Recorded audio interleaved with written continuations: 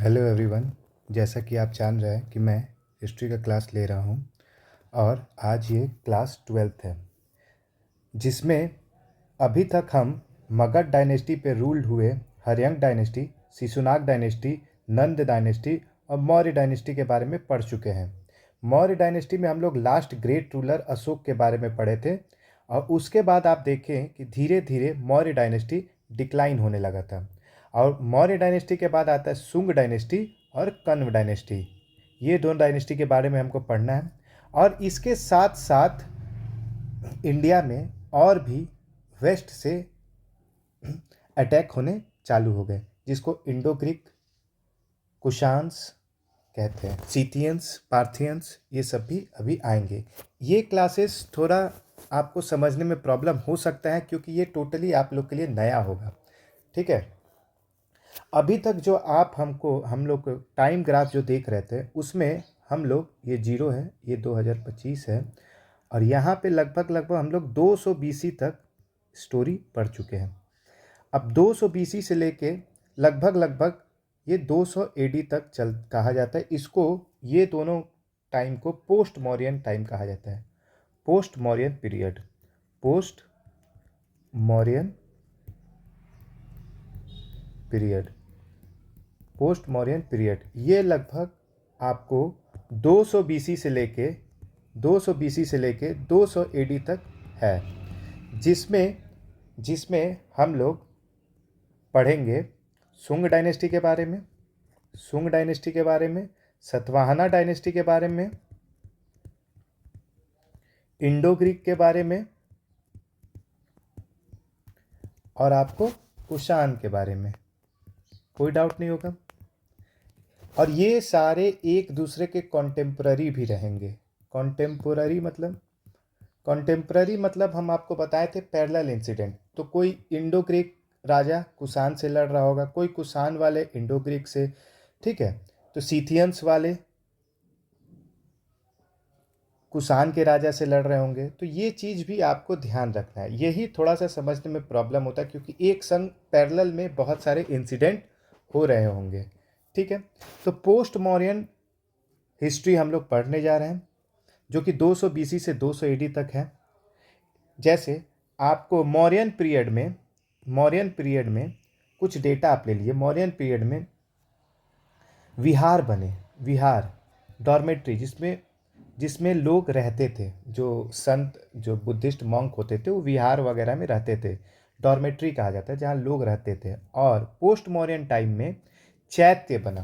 ये बहुत important question है, चैत्य कब बना? चैत्य चैत्य चैत्य को कहा जाता है प्रेयर हॉल, जहाँ बैठ के लोग पूजा करते थे, पूजा वगैरह करते थे। ये पोस्ट मौर्यन टाइम में बना है। तो ये आपको पता होना चाहिए कि चैत्य कब बना, प्रेयर हॉल, ये आपको बना पोस्ट मौर्यन पीरियड में। ये क्वेश्चन पूछ सकता है। ठीक है, हम यहाँ से आगे बढ़ते हैं। ये आप ध्यान रखिएगा। अब पोस्ट मौर्यन, जब आपको पता है कि मौर्यन किंग जो अशोक का लास्ट रूलर जो मगध बृहदत्त था, अशोक के बाद मगध मगध डायनेस्टी पे जो मौर्यन डायनेस्टी का लास्ट रूलर था बृहदत्त, बृहदत्त बृहदत्त लास्ट रूलर कौन था? हर्यंक, शिशुनाग, नंदा, मौर्य डायनेस्टी का लास्ट रूलर कौन था? बृहदत्त, जिसे पुष्यमित्र शुंग ने मार के शुंग डायनेस्टी चालू किया। ये आगे मैं बताऊंगा। ठीक है, अब यहाँ पे आप देख रहे हैं, ये चीज़ याद रखिएगा, चैत्य प्रेयर हॉल है और विहार जो है डॉर्मेट्री है, डॉर्मेट्री है, कोई दिक्कत नहीं है। ठीक है, और चैत्य कब बना? पोस्ट मौर्यन पीरियड में। ये आपको ध्यान रखना है। यहाँ पे बहुत सारे आपको पिक्चर आएंगे जो आपको आगे समझ में आएगा। ठीक है, और अब मैं चालू करता हूँ। ठीक है, आप भी नोट करते जाइएगा क्लासेस को। बहुत दिन हो गया, क्लास बहुत दिन बाद हो रहा है, तो इसको थोड़ा सा ध्यान रखिएगा। अब कंटिन्यू रहेगा क्लास लगभग। चलिए स्टार्ट करते हैं। लिखिए, after after Ashok death, the successor were not able to keep vast Mauryan empire, Mauryan kingdom. Okay,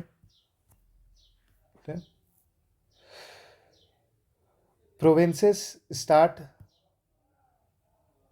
provinces जो लोकल प्रोविंसेस हैं, provinces started declaring independence. North west India slipped out of Mauryan control, and a series of foreign invasion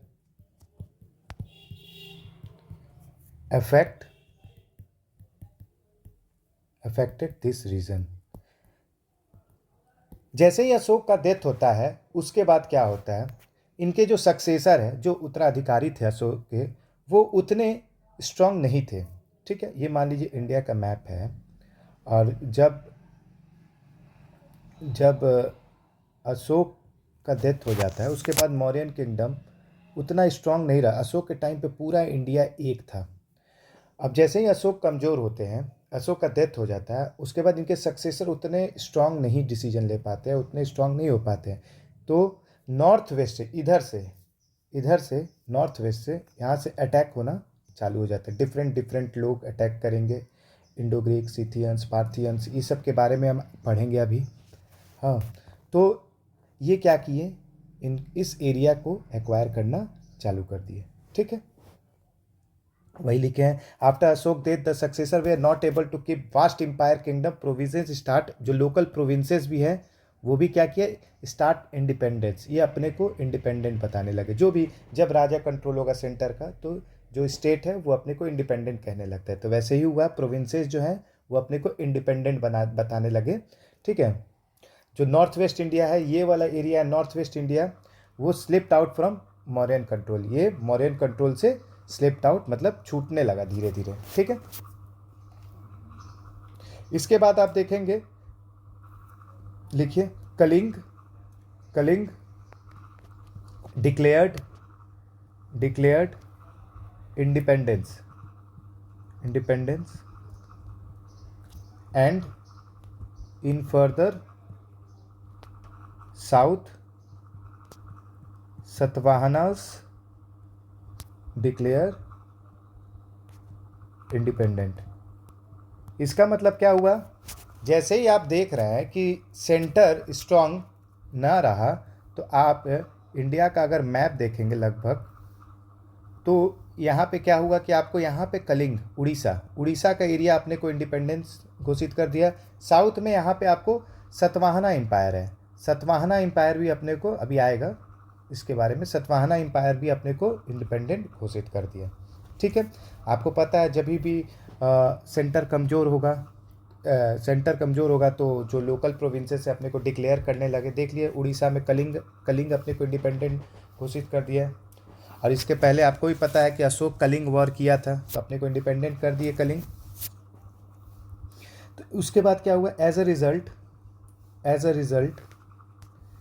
result the Mauryan empire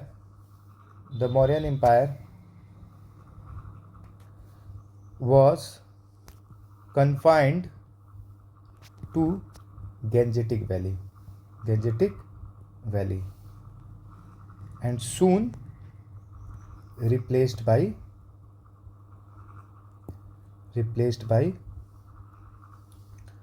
सुंग dynasty. कौन आता है 5वें number पे, देखिए बताया था, हर्यंक शिशुनाग नंद मौर्य। मौर्य के बाद कौन डायनेस्टी आता है, सुंग डायनेस्टी। तो जैसे ही मौर्यन एम्पायर आपको गैंजेटिक वैली तक ही रह जाता है, और उसके बाद इसको कौन एक्वायर करता है, सुंग डायनेस्टी। कौन डायनेस्टी, सुंग डायनेस्टी। ठीक है, अब एक बार इंडिया का मैप में लगभग आप देखिए, यहाँ पे अगर इंडिया का मैप है ये, ठीक है, अब इस इतना दूर तक लगभग ये एरिया सुंग डायनेस्टी का हो गया। सुंग एम्पायर, पुष्यमित्र सुंग जो चालू किया था, पुष्यमित्र सुंग, अभी उसी के बारे में पढ़ेंगे, पुष्यमित्र सुंग। ठीक है। अब उसके बाद आप देखेंगे यहाँ पे चोला, यहाँ पांड्या, चोल चेल पांड्या का एरिया है, पांड्यन किंगडम, चोल किंगडम। यहाँ पे आप सतवाहना एम्पायर देखिएगा, सतवाहना एम्पायर। यहाँ पे कलिंग है, यहाँ पे कलिंग है। यहाँ पे आपको बैक्टेरियन किंगडम है, बैक्टेरियन, यहाँ पे आपको बैक्टेरियन किंगडम है, कोई बैक्टेरियन किंगडम, ग्रीक, ठीक है, इंडो ग्रीक कहेंगे इनको। आगे बढ़ते हैं। जो ये सतवाहना है, ये जो सतवाहना है, ये आपको सतवाहना जो है पहले मौर्यन के फ्यूडेटरी थे, मौर्यन किंगडम के फ्यूडेटरी, मतलब इन्हीं के अंडर में ये काम करते थे, ठीक है, टैक्स वगैरह ये देते थे। मौर्यन के क्या थे? फ्यूडेटरी थे। फ्यूडेटरी मतलब इन्हीं के कंट्रोल में रह के ये काम करते थे सतवाहना। लेकिन जब भी सेंटर कमज़ोर होगा तो जो लोकल प्रोफेंस हो गए अपने को इंडिपेंडेंट कर दिए, कलिंग कर दिया, सतवाहना कर दिए, कोई दिक्कत नहीं। जब when Mauryan dynasty become weak, Satavahana declare independence, तो अब सतवाहना। तो सबसे पहले हम चालू करते हैं सुंग डायनेस्टी के बारे में। कौन सा डायनेस्टी? हर्यंग, शिशुनाग, नंदा, मौर्य, सुंग। मौर्य के बाद कौन सा डायनेस्टी आता है? सुंग डायनेस्टी, ठीक है। तो अब हम सुंग डायनेस्टी के बारे में पढ़ते हैं। सुंग डायनेस्टी। अच्छा, एक चीज़ और, जो आप ये देख रहे हैं टाइम फ्रेम 200 BC से 200 AD का, 200 BC तक हम लोग स्टोरी पहले का पढ़ चुके हैं। अब 200 BC से 200 AD को हम क्वाइन एज कहते हैं। क्या कहते हैं? Coin age. यहाँ का हिस्ट्री मेनली हम क्वाइन, जो इस समय के सिक्के हैं, उससे पता कर पाते हैं, क्योंकि इस समय के जो राजा थे वो अपने सिक्के पे अपना डेट वगैरह कि कब वो राजा बने, क्या बने, ये सब लिखाते हैं। और ज़्यादातर इसका हिस्ट्री हमें क्वाइन से पता चलता है, इसीलिए इसको क्या कहते हैं? क्वाइन एज कहते हैं, ठीक है। अब हम सुंग डायनेस्टी के बारे में लिखते हैं।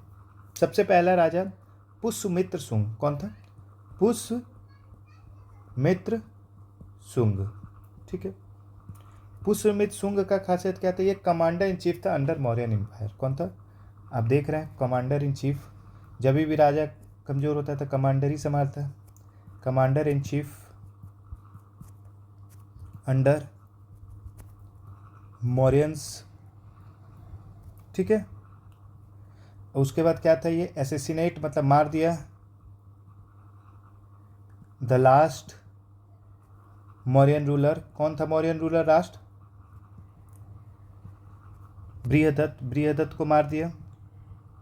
ये याद रखिएगा, who is the last Mauryan ruler? Brihadatta था। बृहदत्त को मारने के बाद ये क्या किया? आपको सुंग डायनेस्टी का स्टार्ट किया, ठीक है, कोई दिक्कत नहीं है। अब आपको एक चीज़ और याद, देखिए ये थोड़ा सा लिंक करना होगा। पुष्यमित्र सुंग जब देखिए पुष्यमित्र सुंग जब राजा थे तो पुष्यमित्र सुंग जब राजा थे तो इनके जो पोते थे, स्टॉप, वासुमित्र जब सुंग डायनेस्टी चल रहा था, वासुमित्र, ठीक है, याद रखिएगा, इनके पोते थे, ग्रैंड सन ऑफ पुष्यमित्र सुंग। ग्रैंड सन, वासुमित्र कौन था? ग्रैंड सन ऑफ पुष्यमित्र सुंग, पुष्यमित्र सुंग, वासुमित्र। इनके समय मियंडर अटैक किया था, अटैक्ड बाई, ये आगे आएगा भाई, मियंडर। अब मियंडर कौन था हम आगे बताएंगे, ठीक है, आगे बता देंगे आपको कि ये इस अटैक बाय मियंडर, और ये मिलिंद पन्हो जो लिखा था, और ये आपको कौन भेजा था? सेंड बाय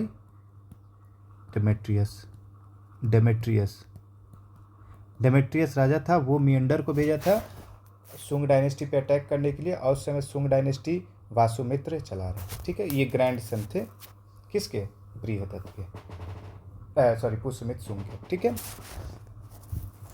ये थोड़ा सा आगे समझ में आ जाएगा, ये हम बस लिख दिए कि आपको थोड़ा सा लिंक रहेगा। लिंक इसलिए रहेगा कि जब एक राजा था तो उस समय देखिए कितना चीज़ आपको एक संग अटैक हो रहा था इंडिया पे, ठीक है। तो आपको पता होना चाहिए, जब आप लिंक कर लीजिएगा कि वासुमित्र के समय पुष्यमित्र सुंग वासुमित्र थे, तो उस समय मियंडर अटैक किया था, जो आगे भी आएगा, ठीक है। तो मियंडर में जब पढ़ाएंगे तो भी आपको लिंक हो जाएगा। देखिए अब ये क्या हुआ, जैसे ही आप देखें कि सुंग खारवेल अपने को इंडिपेंडेंट किया है, ठीक है, खारवेल मतलब कलिंग, कलिंग अपने को इंडिपेंडेंट किया, तो ये कलिंग के राजा खारवेल से लड़ाई करते हैं, ठीक है। लिखिए he also fought against Kharavela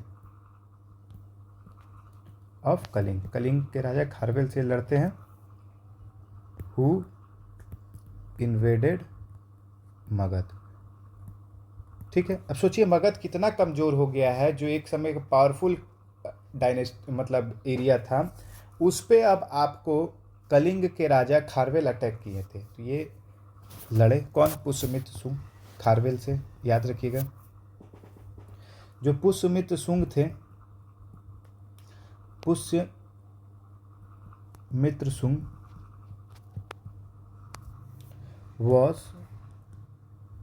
was staunch follower of Brahmins, follower of Brahmins। देखिए ये आपको पता होना चाहिए कि ये ब्राह्मण्स स्टॉन्च ब्राह्मण्स को फॉलो करते थे।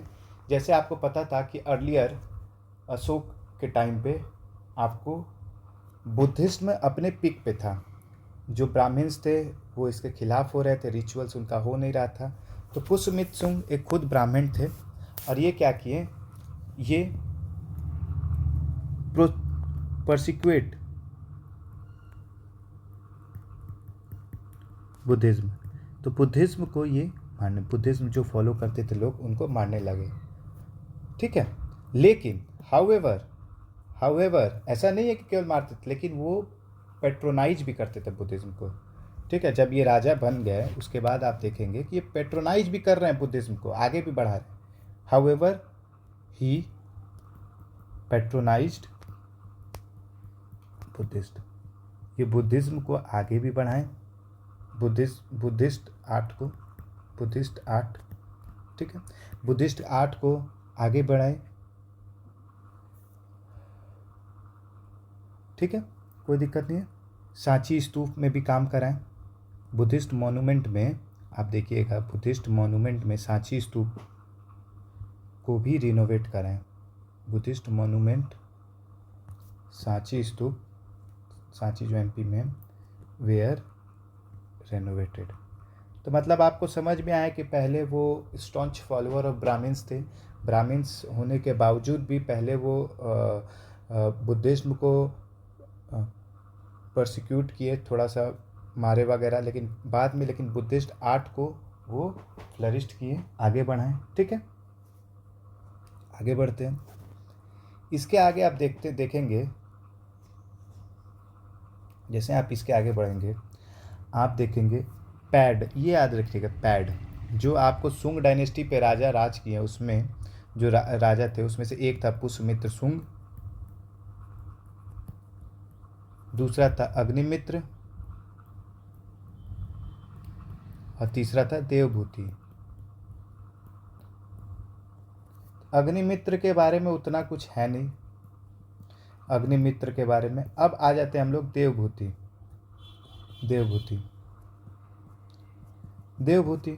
ये लास्ट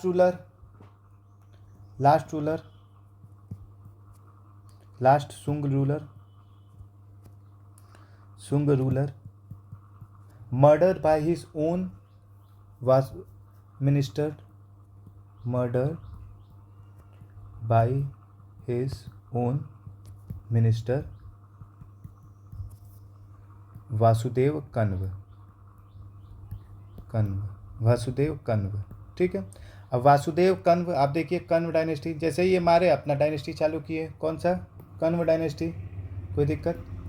वासुदेव कण्व माने देवभूति को लास्ट रूलर ऑफ कौन, सुंग डायनेस्टी, और उसके बाद क्या चालू होता है, कण्व डायनेस्टी। कौन सा डायनेस्टी, कण्व डायनेस्टी। किसी को डाउट, ठीक है। ये लगभग 45 ईयर तक रूल किया, कौन, कण्व डायनेस्टी।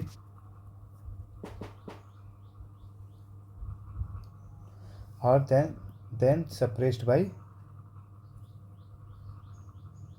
ठीक है, सतवाहना इसको क्या कर लिए, कैप्चर कर लिए। ठीक है, तो आपको मगध के बारे में पता चल गया, हर्यंक, शिशुनाग, नंद, मौर्य, शुंग, कण्व। तो हम लोग हर्यंक डायनेस्टी के बारे में पढ़े, शिशुनाग डायनेस्टी के बारे में पढ़े, नंद डायनेस्टी के बारे में पढ़े, मौर्य के बारे में पढ़े, शुंग के बारे में पढ़े। अब कण्व के बारे में पढ़िए, कण्व उतना इम्पोर्टेंट नहीं है। ठीक है, वासुदेव कण्व ने स्टार्ट किया, 45 साल तक ये चला डायनेस्टी, और उसके बाद ठीक है सतवाहना के अंडर आ गया। ठीक है, आगे पढ़ते हैं, आगे बढ़ते हैं। अब जैसे कण्व डायनेस्टी है, ठीक है, ये कॉन्टेम्प्ररी किसका है, कुषाण पीरियड का है। किसका कॉन्टेम्प्ररी है, कुषाण पीरियड का। कुषाण, क्योंकि अभी देखिएगा आपको पता चलेगा कुषाण पीरियड, कुषाण पीरियड का क्या है, ये कॉन्टेम्प्ररी है। मतलब जब कुषाण चल रहा था तो ये भी चल रहा है, कुषाण आगे आएगा। ठीक है, कण्व डायनेस्टी और कुषाण डायनेस्टी एक दूसरे कॉन्टेम्प्ररी है, इसके राजा एक दूसरे से लड़ते थे। ठीक है, तो आपको यही चीज़ थोड़ा ध्यान रखना है, इसीलिए हम बोले कि ये टॉपिक थोड़ा सा टफ है, आपको समझते हुए चलना है कि पोस्ट मौर्यन में हमें क्या क्या पढ़ना है। पोस्ट मौर्यन डायनेस्टी में कोई एक रूल नहीं है, क्योंकि बहुत सारे फ्यूडेटरी हैं और सब एक दूसरे को अटैक कर रहे हैं। ठीक है, अब आ जाते हैं हम लोग सतवाहना डायनेस्टी पे। कौन सा dynasty, Satavahana dynasty, Satavahana dynasty, Satavahana dynasty. ठीक है, ये लगभग फर्स्ट बीसी से लेके सेकेंड एडी तक है। ठीक है, सेंचुरी। ठीक है, जैसे आप ये टाइम ग्राफ देखिए, यहाँ पे 200 बीसी से मौर्यन टाइम एंड होता है, मगध में मौर्य, हर्यंक, शिशुनाग, नंद, मौर्य एंड होता है लगभग 185 बीसी से, और 200 से 200 एडी तक क्या चलता है, पोस्ट मौर्यन टाइम में। इसमें 1 एडी से लेके 1 बीसी से लेके लगभग 200 बीसी तक क्या है, ये आपको सतवाहना टाइम है। ठीक है, देखिए ये सब एक दूसरे के कॉन्टेम्प्रेरी रहेंगे, सब साइड बाय साइड डायनेस्टी चल रहा है और सब एक दूसरे से लिंक करेंगे, फर्स्ट सेंचुरी बीसी से लेके सेकेंड सेंचुरी बीसी तक। ठीक है, ठीक है, चलिए। The Deccan Satavahana establish their independent rule after decline of Mauryan empire. ठीक है, इन Deccan Satavahana established their independent rule after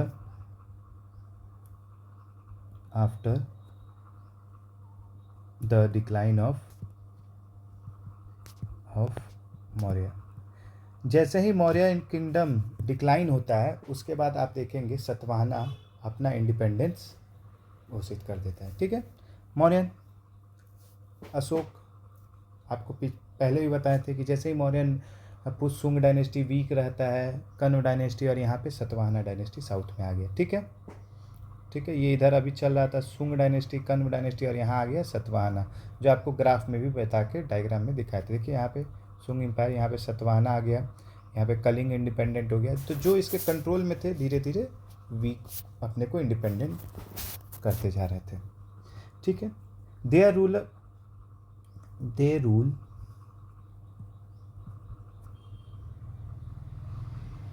lasted for 300 से 400 ईयर, लगभग 400 से 300 से 400 साल तक ये लोग साउथ में अपना दबदबा बनाए रहे, रूल करते रहे। दे वेयर नोन एज आंध्रास, इसीलिए आंध्र प्रदेश नाम पर आई, इनको आंध्रास कहा जाता था। ठीक है, आंध्रास, कोई डाउट नहीं होगा। ठीक है, सबसे इंपॉर्टेंट क्वेश्चन यहाँ पे आ जाए, सतवाहना का कैपिटल क्या, कैपिटल ऑफ सतवाहना, कैपिटल क्या था, ये इंपॉर्टेंट है। पैठान, जो इंपॉर्टेंट रहेगा मैं आपको बताऊंगा, पैठान और प्रतिष्ठान। कोई दिक्कत, ये किस रिवर पे था, गोदावरी रिवर के पास था, गोदावरी रिवर के पास था। ठीक है, पैठान और प्रतिष्ठान, कोई डाउट नहीं है।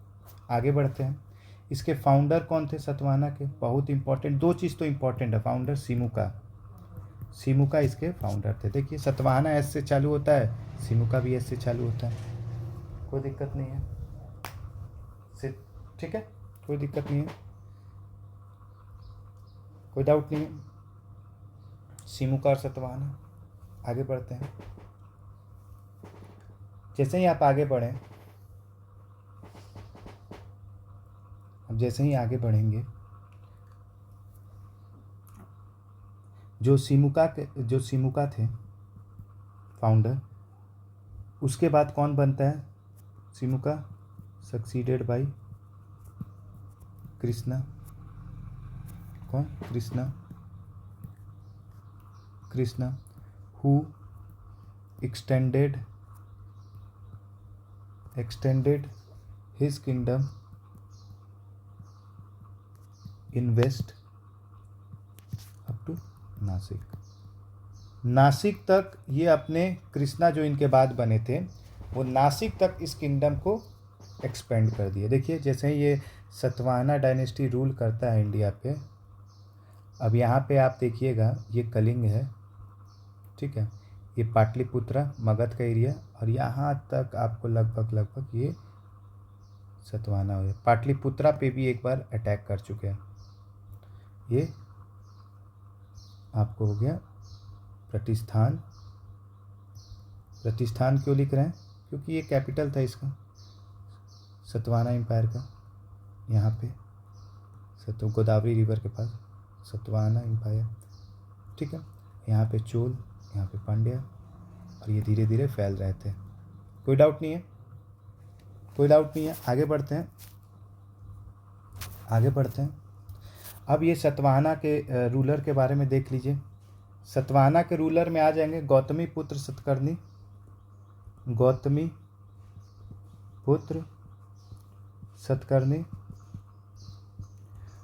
पुत्र सतकर्णी को हम ऑल्सो कॉल्ड विंध्य अधिपति कहते थे। विंध्य अधिपति, ठीक है, विंध्य मतलब विद्या के इधर, ठीक है, विद्य अधिपति गौतमी पुत्र सतकर्णी। ये ग्रेट रूलर, ठीक है, ग्रेटेस्ट रूलर थे सतवाहना डायनेस्टी के, ग्रेटेस्ट रूलर, कोई डाउट नहीं है। उसके बाद आप आ जाइए कि ये अपने को कॉल्ड हिमसेल्फ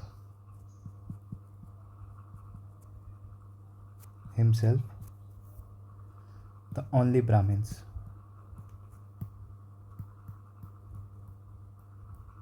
ये अपने को ओनली ब्राह्मण कहते थे कि हम ही एक ब्राह्मण हैं, ठीक है। इसके बाद देखिए कि डिस्ट्रॉयड सक्का पावर। ये सक्का के पावर को डिस्ट्रॉय के, सक मतलब आएगा आपको इंडो ग्रीक, सिथियंस, पार्थियंस, सक। तो ये आपको उस समय जो फॉरेन इन्वेजन होते हैं, फॉरेन अभी बता देते हैं, फॉरेन इन्वेजन जो बाहर से आक्रमण हुआ था, उसमें इंडो ग्रीक थे। ISPK आप क्रोनोलॉजी याद रखिएगा, ISPK, इंडो ग्रीक, शका, इसी को सिथियंस भी कहा जाता है, सिथियंस, पार्थियंस और कुषाण। तो ये बाहर से अटैक कर रहे थे इंडिया पे इसी समय, सब एक संग हो रहा है, इसीलिए आपको थोड़ा सा कन्फ्यूज़न होगा। ये इंडो ग्रीक अटैक करे, शक, सिथियंस अटैक कर रहे हैं, पार्थियंस कर रहे हैं, कुषाण कर रहे हैं। तो देखिए डिस्ट्रॉय सका, तो सका को क्या किए? डिस्ट्रॉय कर दिए। देखिए सका है ना, सेकंड वाला, डिस्ट्रॉय सका पावर, मतलब कभी शक जीत रहा था, कभी कोई जीत रहा था, तो आपको थोड़ा सा लिंक करना रहेगा, ठीक है। किसी के समय शक जीतेगा, तो अभी इसके बाद आएंगे यजनी सतकर्णी, तो उसके समय इसमें सतवाहना जीत रहा है, तो उसके समय शक जीतेगा। तो दोनों एक दूसरे के कॉन्टेम्पररी है, ठीक है। अभी आएगा, लिखवाएंगे आपको, डिस्ट्रॉय सका पावर। और इसके बाद इन्होंने क्या किया? नासिक में इंस्क्रिप्शन लिखवाया, नासिक इंस्क्रिप्शन क्या होता है? शिलालेख, मतलब पत्थर पे बैठ के, मतलब पत्थर पे कुछ लिखवा रहे हैं। नासिक में इंस्क्रिप्शन लिखा है, ठीक है। इसमें लिखा है ये क्या क्या अचीवमेंट, इनके अचीवमेंट के बारे में लिखा गया इसमें, कि गौतमी पुत्र सतकर्णी क्या क्या अचीव किया। ठीक है, उसके बारे में नासिक में इंस्क्रिप्शन लिखवाएं। ठीक है, पैट्रोनाइज्ड ब्राह्मणिज्म को आगे बढ़ाएं। येट गेव, ये भी ब्राह्मण थे, येट गेव डोनेशन टू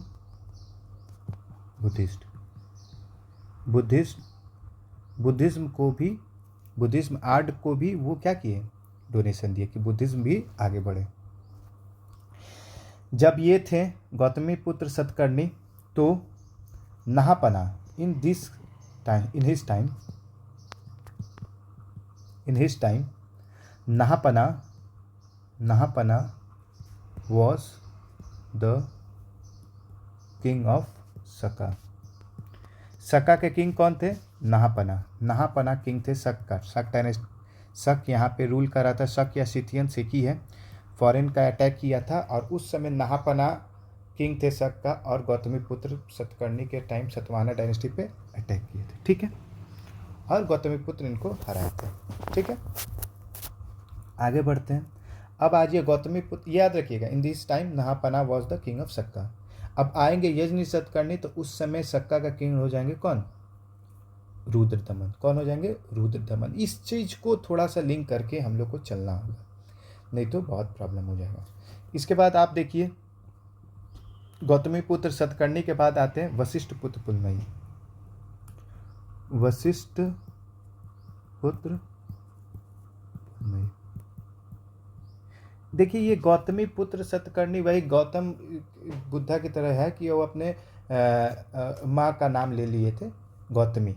ठीक है, इसीलिए नाम उनका गौतमी पड़ा, गौतमीपुत्र सतकर्णी। ठीक है, वशिष्ठ पुत्र पुलमयी ये उसके बाद राजा बने। इसमें क्या किया, ये क्या किया, issued coins with the inscription of image of ship.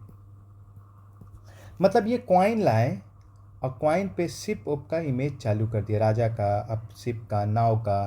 तो हम बताए नहीं, इसको कॉइनेज कहा जाता है। आगे और पता चलेगा कि जितने भी हम इस समय के टाइम फ्रेम के बारे में जानते हैं वो लगभग कॉइन के थ्रू जानते हैं। ठीक है, और कॉइन से हिस्ट्री पता चलता है और वो आगे बढ़ता है, जान पाते हैं कि क्या ट्रेड था क्या नहीं था, क्योंकि लिखित उतना कुछ है नहीं, इसीलिए इसको कॉइनेज कहते हैं। बहुत कॉइन के थ्रू हिस्ट्री पता चलता है इस टाइम फ्रेम का। ठीक है, सो नेवल पावर, तो जब ये कॉइन पे आपको शिप का इमेज मिल रहा है तो आपको पता चल रहा है कि ये नेवल पावर इनका अच्छा होगा। So naval power and maritime trade, ये ट्रेड भी कर रहे होंगे ऑफ सतवाहना। ठीक है, ये क्वेश्चन पूछता है कि किसके टाइम फ्रेम में क्वाइन पे शिप का इमेज मिला, तो वशिष्ठ पुत्र पुलमयी, ये थोड़ा ध्यान रखिएगा। उसके बाद आप आएंगे यज्ञ श्री सतकर्णी। किसके बारे में आएंगे, यज्ञ श्री सतकर्णी।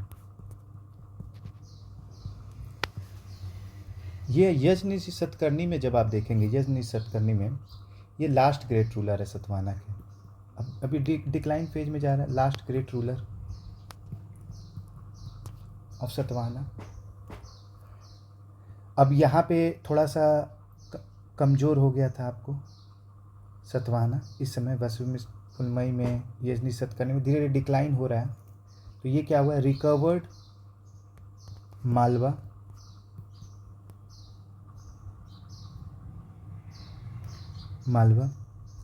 ठीक है, and northern coast of Konkan from Saka ruler. आप इंडिया का मैप अगर देखेंगे, ठीक है, ये तो यहाँ पे कोंकण कोस्ट है, केरला कोस्ट को कहा जाता है। ठीक है, और यहाँ पे मालवा का एरिया ये रिकवर्ड किए, क्योंकि बहुत अब ये बोले ना, ये दोनों शक और सतवाहना एक ही टाइम फ्रेम में थे और दोनों एक दूसरे से लड़ते थे, तो ये इस समय इससे रिकवर्ड किए। ठीक है, मालवा और आपको कोंकण कोस्ट, ठीक है, केरला कोस्ट को कहा जाता है फ्रॉम सक्का रूलर। ठीक है, which was captured by Rudradaman. Rudradaman जो थे वो कोंकण कोस्ट और मालवा को जीत चुके थे, तो यजनी सतकर्णी अपने समय पे क्या किए, इसको वापस अपने अंदर कैप्चर कर लिए। ठीक है,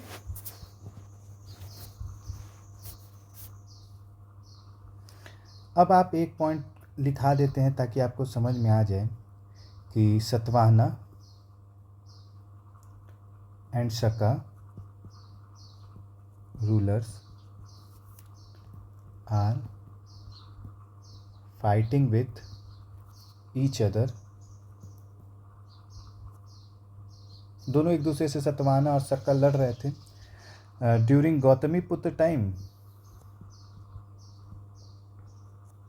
Gautamiputra time Satavahana was powerful and during Rudradaman time, जो कि सतवाहना शक का था, रुद्रदमन टाइम देख रहे थे ना आप, मालवा और ये कैप्चर। रुद्रदमन टाइम आपको शक वॉज पावरफुल, कोई डाउट नहीं है, शक वॉज। अब कुछ फैक्ट हम सतवाहना पीरियड के बारे में लिख लेते हैं। Satavahana period saw an extensive growth in overseas trade। इसका मतलब हो क्या, ओवरसीज ट्रेड मतलब कि आपका ट्रेड अब बढ़ने लगा। सी मतलब इंडिया के बाहर जाके लोग ट्रेड करने लगे। कैसे पता चला हमको, क्योंकि क्वाइन पे आपका शिप का इमेज मिला और भी बहुत सारे साक्ष्य मिले, जिससे पता चलता है कि ओवरसीज ट्रेड आपको बढ़ चुका था। सतवाहना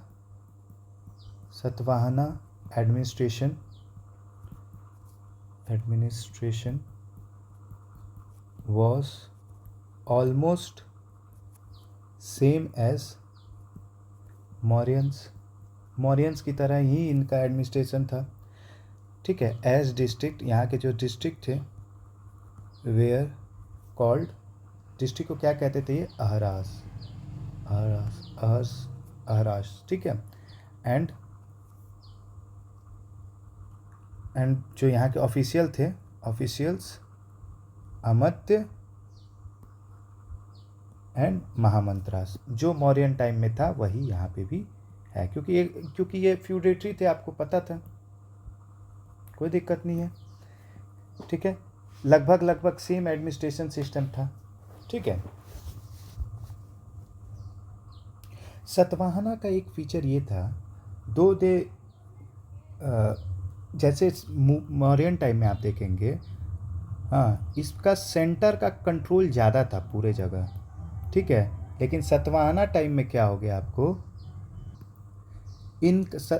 मौर्यन टाइम में सेंटर का कंट्रोल ज़्यादा था, लेकिन सतवाहना टाइम में सेंटर का कंट्रोल उतना ज़्यादा नहीं था। ठीक है, लेस सेंट्रल कंट्रोल था। सतवाहना जब रूल कर रहा था तो वो ज़्यादा कंट्रोल अपने फ्यूडेटरीज पे नहीं करता था।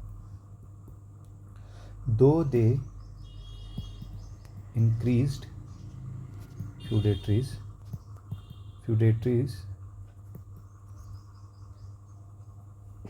ठीक है, बट लेसर सेंट्रल कंट्रोल, कोई दिक्कत नहीं है। ठीक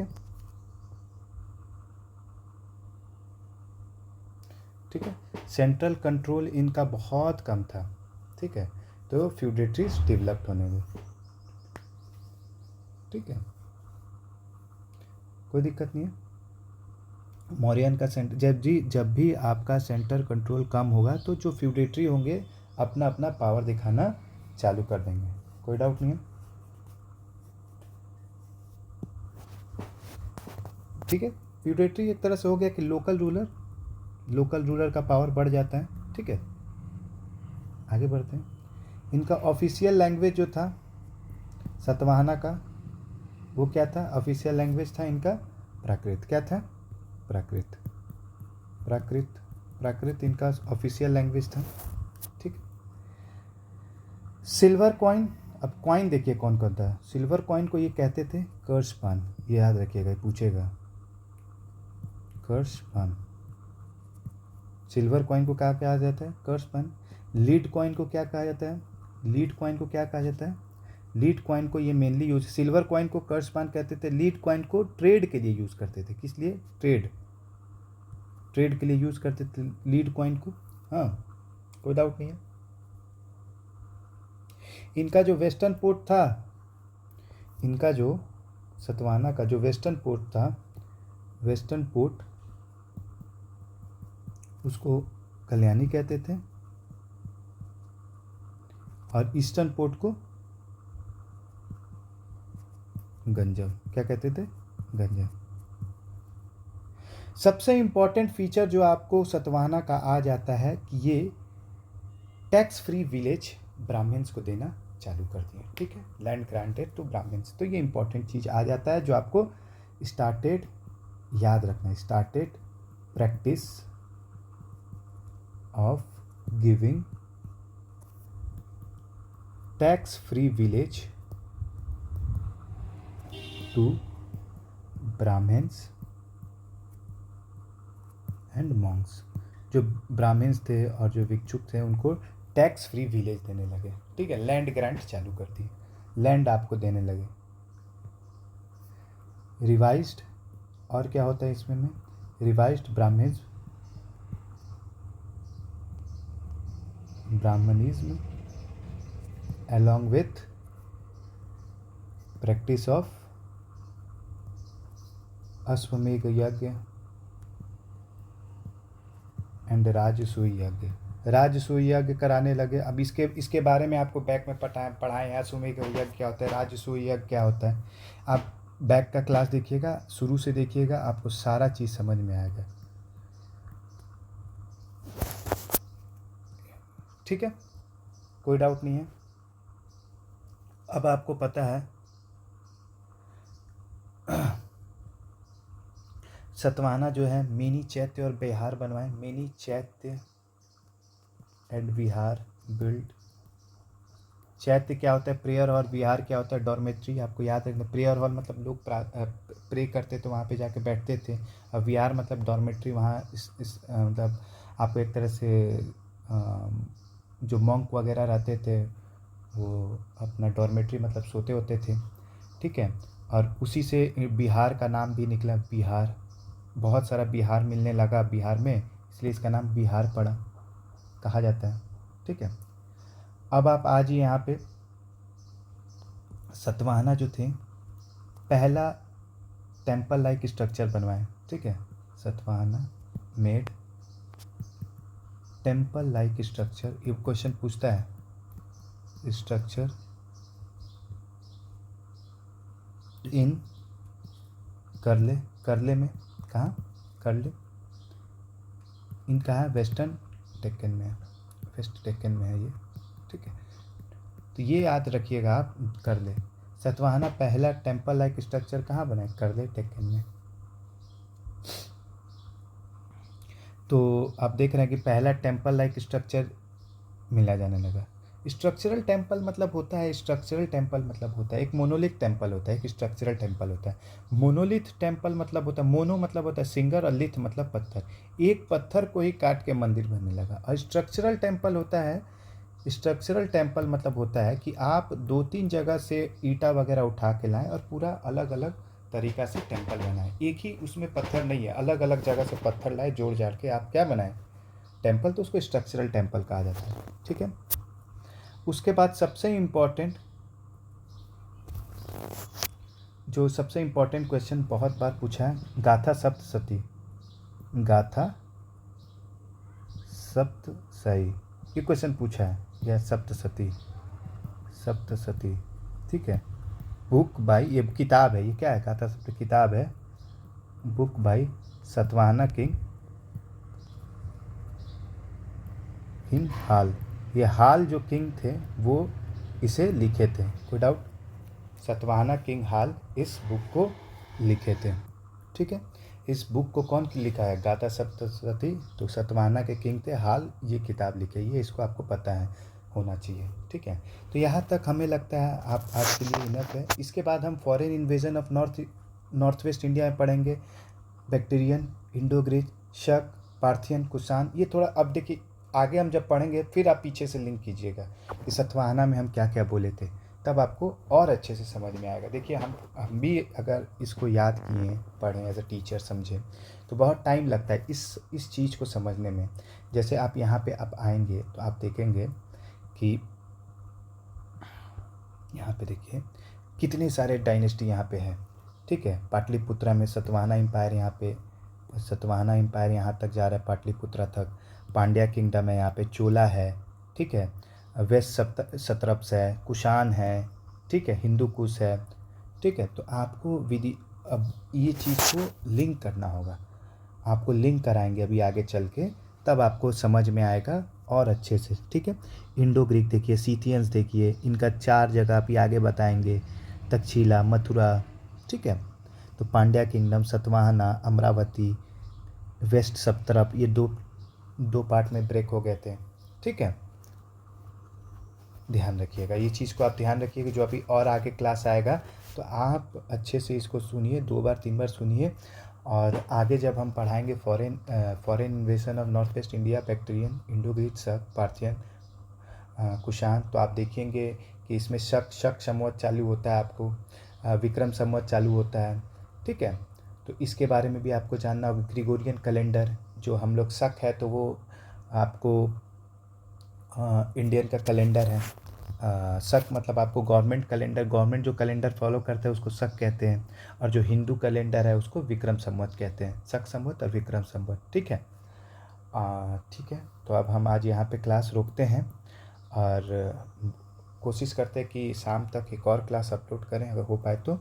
अगर कोई डाउट रहा तो आप लोग कमेंट सेक्शन में ज़रूर बताइएगा। ये क्लास थोड़ा सा डिफ़िकल्ट है, मैं खुद ही बोल रहा हूँ, आपको समझने की कोशिश कीजिएगा। ठीक है, चलिए, थैंक यू।